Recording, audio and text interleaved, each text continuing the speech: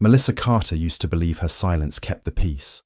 Tonight, it shatters her instead. Melissa Carter, 36, sat at a long table in a fancy, dimly lit restaurant. All around her were people in elegant clothes, talking and laughing. Across from her sat her husband, Brian Carter, 38, sharp suit, confident smile, the man everyone admired. He was a successful tech executive, and tonight they were joined by his work friends and their partners.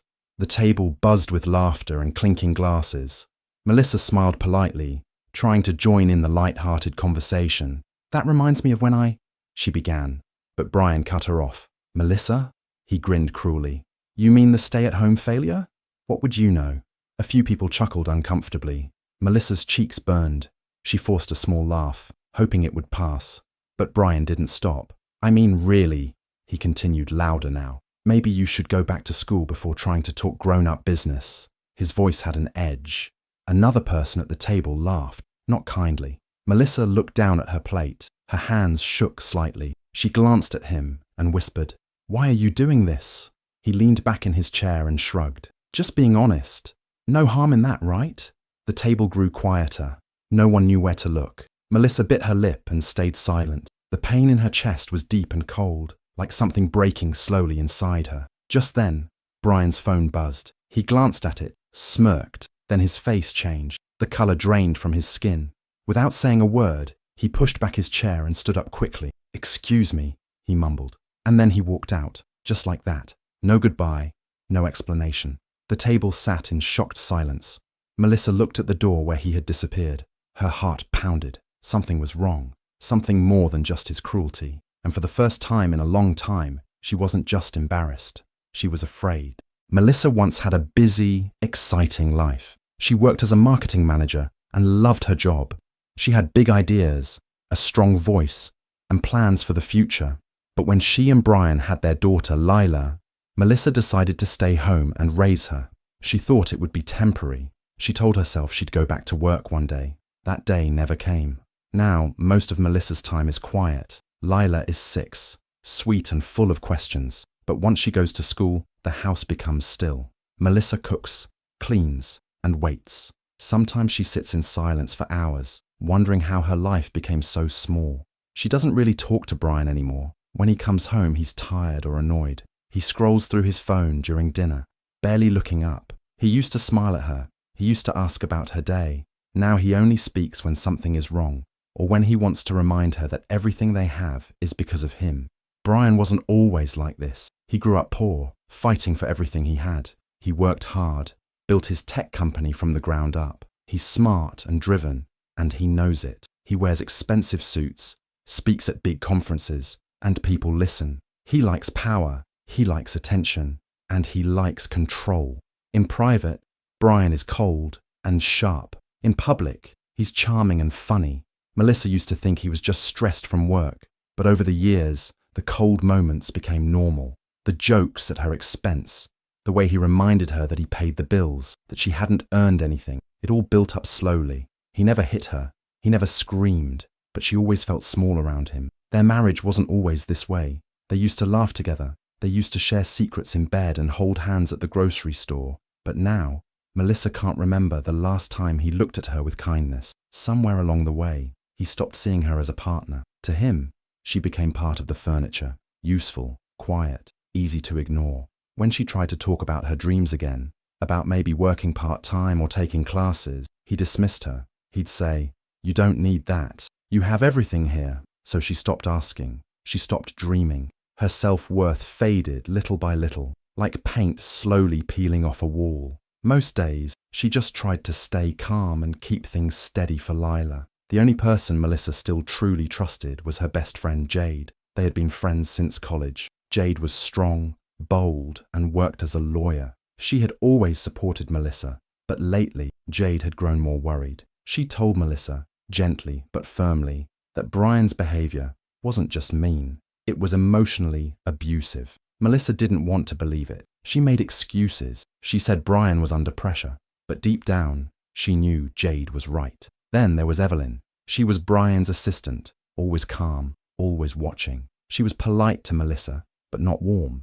Melissa had no idea what Evelyn thought of her, But Evelyn knew Brian better than anyone. She knew his schedule, his habits, his secret. Melissa didn't know it yet, but Evelyn had seen enough to realize something was wrong. She had kept quiet for a long time, loyal to her boss, but even loyalty has limits. Melissa's world was quiet, controlled, and lonely. She moved through each day like a ghost, unsure of her place. But things were starting to shift. Something had cracked. That night at the restaurant wasn't just embarrassing. It was a sign. Brian had always made her feel small in private, but now he had done it in front of everyone. And then he walked out, leaving her there. She felt something she hadn't felt in a long time. The beginning of change. After the restaurant, Melissa followed Brian to the car, her hands shaking. She waited until they were both inside before speaking. "Why did you say those things?" she asked quietly. "Why did you embarrass me like that in front of everyone?" Brian didn't even look at her.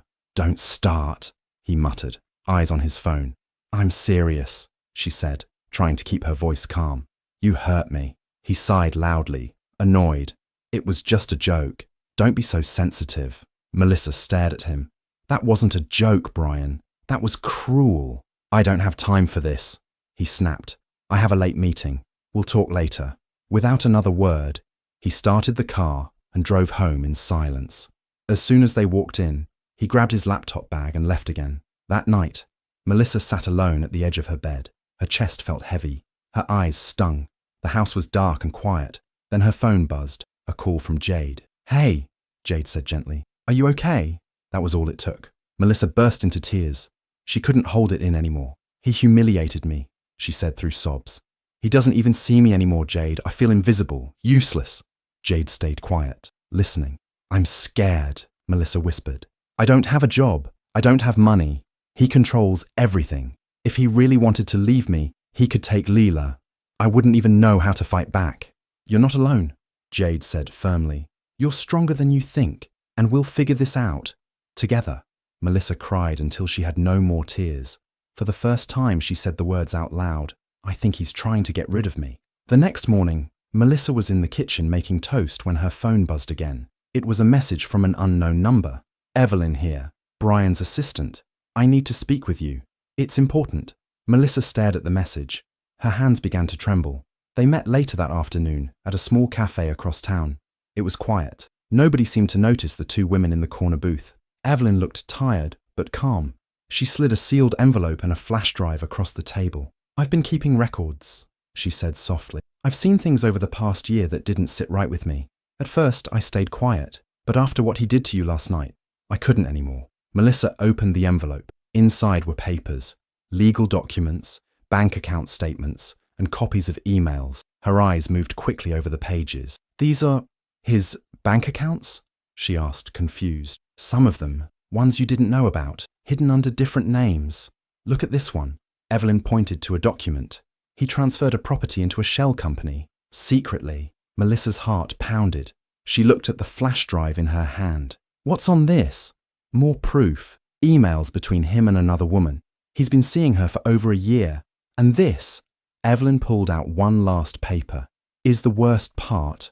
Melissa unfolded it slowly. It was a signed legal contract. Her name was on it, but she had never seen it before. "He created a trust," Evelyn explained. "It transfers all joint assets, everything you legally share with him, into a separate account, one you can't touch. He was planning to make you powerless." Melissa couldn't speak. She just stared at the paper, her breath short. "He's planning to cut you off," Evelyn said gently, "but you still have time. If you act now, you can stop him." Melissa looked up, eyes wide with fear and shock. "But you need to move quickly." Melissa sat on the floor of her bedroom, holding the papers Evelyn had given her. Her heart was heavy, her thoughts spinning. She couldn't stop thinking about the lies, the hidden money, and the other woman. Everything felt like a bad dream. "Was I blind?" she whispered to herself. "Was I weak?" Jade came over that night. She wrapped an arm around Melissa and sat beside her. "You're not weak," Jade said gently. "You were loyal. That's not the same thing." Melissa wiped her eyes. "He made me believe I had nothing without him. He wanted you to believe that," Jade said. "But it's not true. You're still here. You're still standing." After that night, something changed in Melissa. She didn't cry as much. She didn't feel as frozen. Quietly, carefully, she started to prepare. She found a divorce lawyer, Someone Jade recommended. Someone discreet. She didn't tell Brian. She didn't even use her own email. Everything was done in secret. She opened a private bank account in her name only. She made copies of their important documents and took them to Jade's apartment for safekeeping. At home, she acted like nothing had changed. She smiled at breakfast. She helped Lila with her homework. She folded Brian's shirts and left dinner warm on the table. But inside, she was different. She was watching, planning, waiting. Brian noticed. At first, he just seemed annoyed. Then, he became louder, meaner. One evening when he came home and dinner wasn't ready, he exploded. "What have you been doing all day?" he shouted. "Sitting around again. You think this is a vacation?" Lila ran to her room, frightened. Another time, he told Melissa, "Lila needs a real role model, not someone who's always quiet and sad. Do you want her to grow up useless too?" He started using Lila to get to her, saying things like, "Mommy's not feeling well again," or "Mommy doesn't understand how hard I work." Melissa stayed calm, but it hurt. Every word was like a cut. Jade stayed close, always ready to help. She spent evenings with Melissa going through financial records. They looked for every little detail that might help her in court. Evelyn kept sending more information. Bank transfers, travel records, old emails. One day, she sent Melissa something different, a voice recording. Melissa sat in her car, parked outside Lila's school, and listened. Brian's voice came through the speaker, cold, arrogant. "She's never gonna leave," he said. "She has nothing without me. She wouldn't even know where to start." Melissa sat there in silence for a long time. That was the moment her sadness turned into quiet anger. She knew now. He didn't just lie. He didn't just cheat. He believed she was powerless, but she wasn't. Not anymore. Days later, a man knocked on the door and handed Melissa a thick envelope. She opened it and read the top page. Her stomach twisted, but something was wrong. The papers looked rushed. There were strange mistakes. Her name was spelled wrong in one spot. Certain assets were missing. She called Jade. "These aren't real," Jade said after looking them over. "They're fake. He's trying to scare you, pressure you, but he's too late." Melissa nodded. "I've already filed the real ones." She had done it 3 days earlier, quietly, with the help of her lawyer. The court had stamped them. The process had already started. For the first time in years, Melissa felt one thing stronger than fear. Brian invited friends, family, and colleagues to a private dinner at a fancy restaurant. The mood was cheerful on the surface, but there was tension in the air. He smiled as he greeted people, shaking hands and making small talk. Melissa sat quietly at the other end of the long table. He stood up to speak, raising his glass.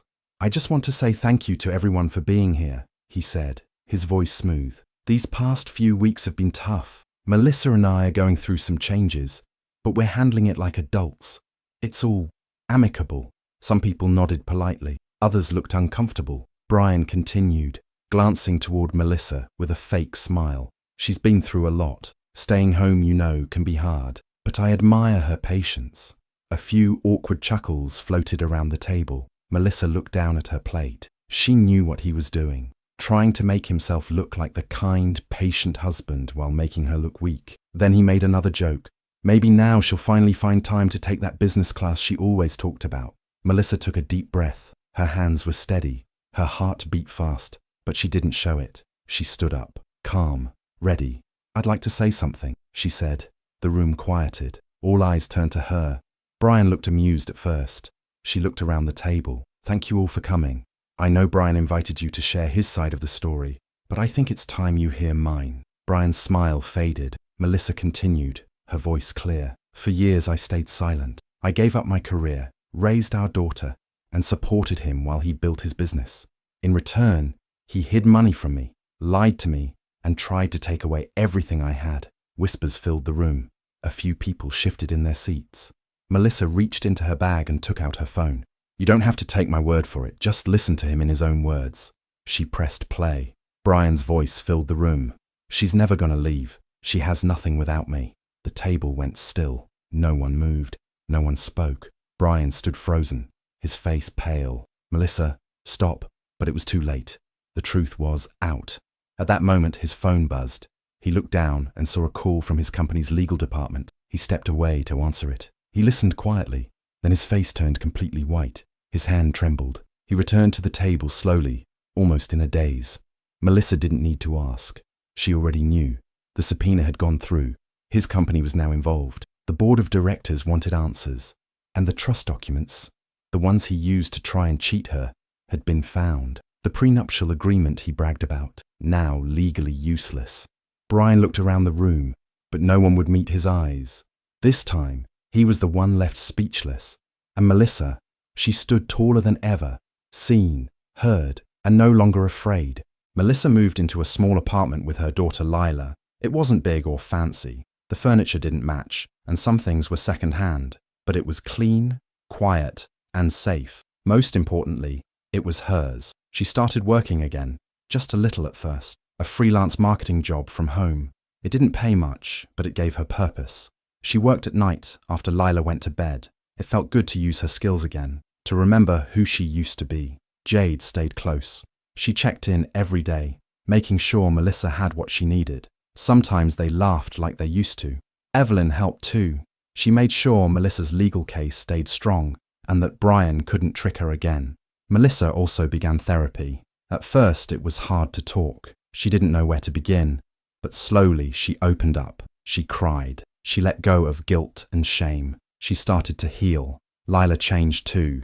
She smiled more. She slept better. She started drawing pictures again, bright ones, full of color. One day, she told Melissa, "I like our new home. It feels happy." Meanwhile, Brian's world started falling apart. The investigation into his business began. People started asking questions about missing money and secret deals. News about his actions spread. Clients pulled out. His company's stock dropped. His perfect public image was ruined. He tried to call Melissa again and again. Sometimes he left long, angry voicemail. Sometimes he sounded sad, even begged. But Melissa never answered. She didn't need to hear anything more from him. The day of the court hearing came. Melissa dressed carefully that morning. Simple, strong. She stood in front of the judge with her lawyer beside her. She didn't shake. She didn't hide. When she spoke, her voice was clear. She told the truth about the emotional abuse, the lies, the control. She didn't cry. She didn't shout. She just told her story. And for the first time in a long time, she felt heard. She felt seen. Brian sat across the room, silent.